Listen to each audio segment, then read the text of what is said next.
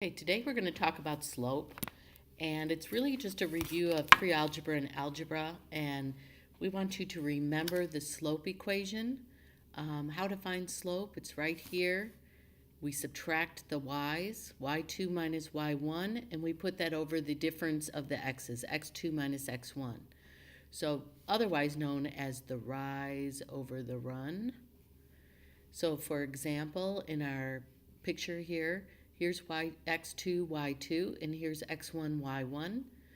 And in order to find the slope, we would take this y value minus y1 y value and put that on the top, and x2 minus x1 would be on the bottom.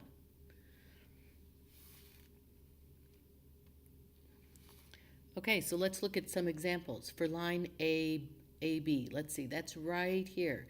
Let's look at the coordinates for A. Let me see here. Here's 0, 0. I'll put a red dot right at the origin. Okay, and over here for A, point A, that would be -2, and I'm up 5, 6, 7, -2, +7. And then B has the coordinates of, let's see, we are at 1, 2, 3, and we're up 7. So x is 3 and y is 7. Okay, let me just make sure I have those right. A is at -2, 4, 5, 6, 7, and B is at +3, 7. Okay, so when I take x or y2 minus y1, I'm going to get for my slope a 0 on the top because 7 minus 7 is 0. 3 minus -2 is the same as 3 plus 2, or 5. So when there's a 0 in the numerator, this means there is no slope. And as you can see, it's a horizontal line right here. That's what it looks like when there's no slope. Now let's check and let's look at AC, this line right here. Now just looking at it, I can see that it's a negative slope. Let's see, point C is at 4, 2. So that's one of my points. And A, as we said before, is at -2, +7. So 2 minus 7 is -5. And 4 minus -2 is 4 plus 2, or 6. So our slope for A to C is -5/6. Okay, we're at 4, 2, got that, and -2, 7. Okay. Now for A to D, and you can see that that one is a negative slope as x is increasing, y is coming down. For AD, let's see, oh boy, we got a vertical line there. A is the point -2, 7 once again, and D, let's see, is the point -2, 1. So if we can do our subtraction, 1 minus 7 is -6, and -2 minus -2 is -2 plus 2, or 0. This is an undefined line. When you can't have 0 in the denominator, and that's what it looks like, a vertical line. Okay, horizontal's no slope, but a vertical line is undefined. You can't give away something when you have nothing, realistically speaking. C to D. Okay, here's C and here's D, this line right in here. Let's see, D is at -2, 1. And let's see, C is at 4, 2. So on top, 2 minus 1, which is 1, and 4 minus -2, which is 4 plus 2, or 6. Slowly increasing. That's a slope of 1/6. Slow increase there. Okay, so the summary of a slope of a line. Positive slope looks like this. Negative slope, as you move to the right, it's coming down. A 0 slope, right here, horizontal. That's a horizontal line. Any horizontal has 0 slope. And an undefined slope is a vertical line. Okay, so we're going to look at this word problem right here, and I suppose we're going to graph it, find and interpret the slope of the line. So Justin's driving home from his college dorm at 4 p.m., and this looks like this is probably time down here. So at 4, He is 260 miles from home. So I'm going to go up 200, a little more than halfway up to 300. Okay, here he is. At 4 o'clock, he's 260 miles from home. At 7 o'clock, he's 455 miles from home. Okay. At 7 o'clock, he's now farther away, 455, so he's up here somewhere. Graph the line that represents Justin's distance from home at a given time. Okay, let me get a decent line going in here. Looks something like this. Find and interpret the slope of the line. So Justin, let's see, how fast would he be driving? From 4 o'clock to 7 o'clock, I could figure this out. That's one thing I could definitely figure out with slope. Let's see, he went from 455 miles to 260. So 260 miles all the way to 455. So if I do a subtraction, 455 minus 260, I'll get 195. And it was a total of 3 hours from 4 to 7. So when I divide this number by 3, I'm going to get 65.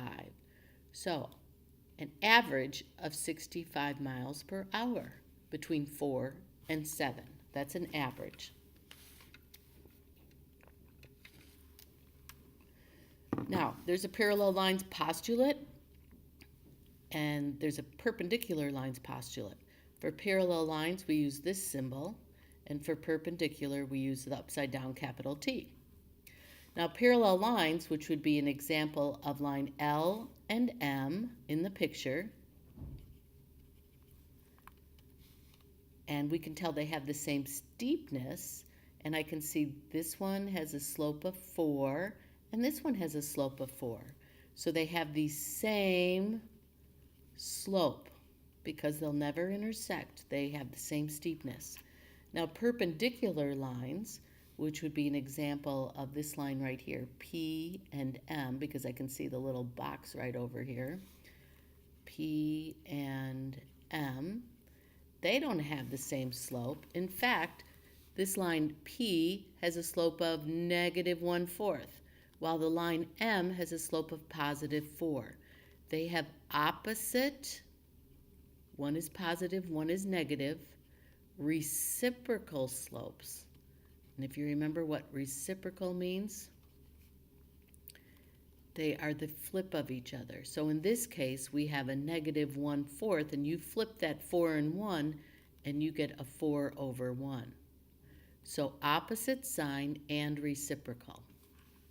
And that's perpendicular. So if a line has a slope of A/B, then the slope of a line perpendicular to that line would be a negative, and then I take the reciprocal, flip the A and the B, and I get B/A. The ratios A/B and the opposite of B/A are called opposite reciprocals.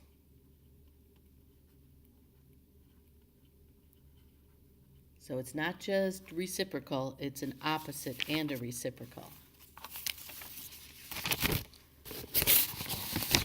Okay, now when we're talking about equations of lines, we usually talk about point-slope form or y-intercept form, slope-intercept form. So we want to be able to use these forms, either one. And instead of changing from one to another, it's handy if you can read both of them. This one we're pretty used to. We see this one a lot. Y = mx + b. Okay? That tells me here's the slope, and here's where the line crosses the y-axis. The slope-intercept form is handy when you have a point and the slope, and you might not have the y-intercept. So the point is right here, 3, 5. Notice the equation is a minus sign.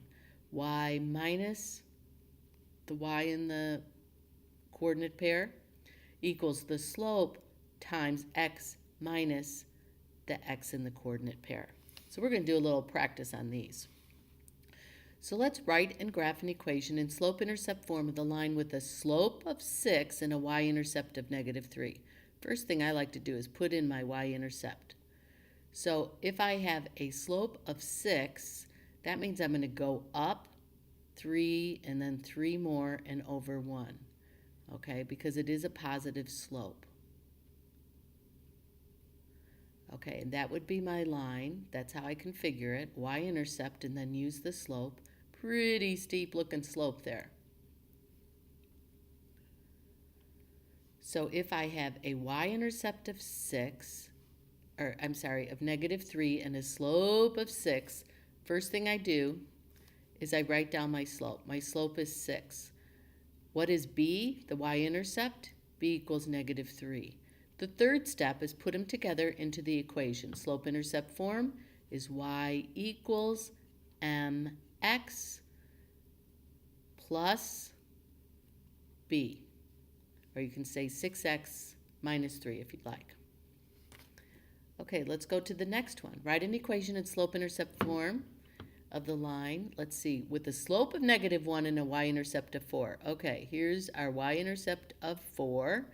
And we have a slope of -1, so that's down 1 to the right 1, down 1 to the right 1, and so forth. So let me go ahead and make a line here. So it's going to be looking somewhat like that.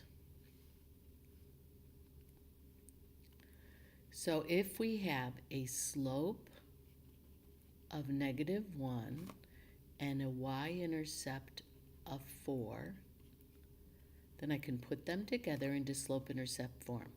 Y equals -1x plus 4, or you can just say -x.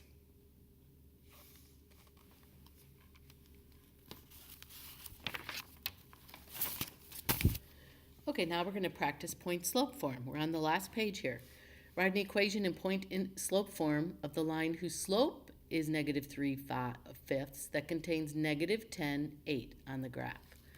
Okay, so we know we have -10, +8. That's one of our points. And our slope is -3/5. So I'm going to take that down 3, 1, 2, 3, and to the right 5. And I think I've got the right point right there. And then I'll go ahead and draw the line connecting my 2 points. And next I want to write the equation. So remember what point-slope form looks like. Y minus y1, and that's going to equal my slope times x minus x1. Well, I only have 1 point, so the y without the number is part of the equation. So y minus, and my y and my that was given to me is 8, equals, and my slope is -3/5 times x minus 10 minus -10. So I better say x plus 10. And there we have it in point-slope form. Now, on the next one, if we want to write an equation in slope-intercept form for a line containing this point, let's see if I can move it over a little bit or open this up.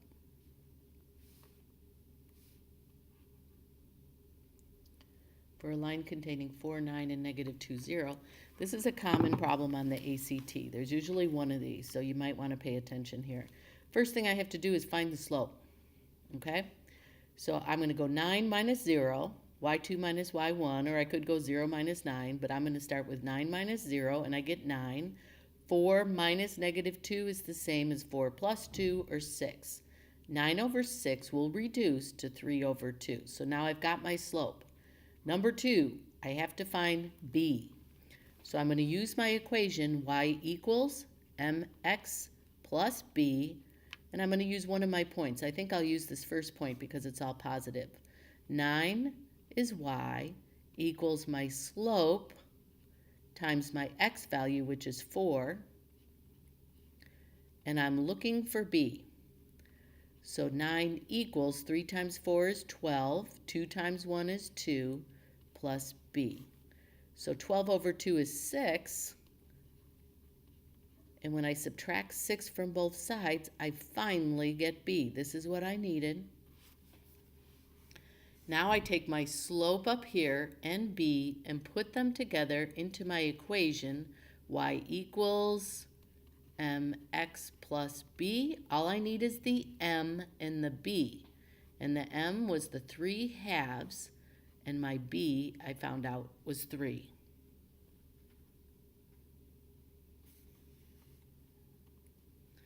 Okay, let's try another one here. I'm going to get off of that red pen.